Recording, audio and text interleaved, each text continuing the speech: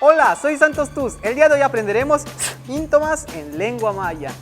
No cortes, dale otra vez. Vamos a aprender maya. Ya dije otra vez maya. Vamos a aprender maya.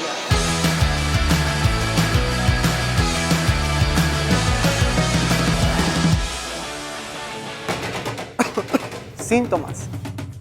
Cuando escuches a tu abuelito o abuelita decir Tanu chibalimpol, significa que le está doliendo su cabeza. Dolor de cabeza se dice chibalpol. Chibalpol, chibalpol.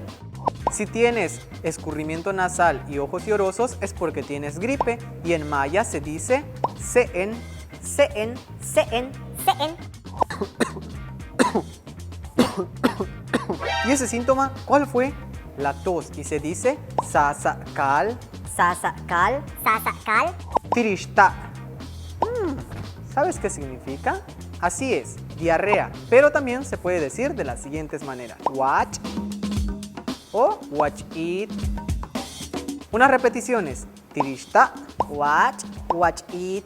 ahora ya conoces el nombre de estos síntomas que están muy presentes en nuestra vida diaria. Koshkanik maya, malo, kanantaba, bueno, cuídate.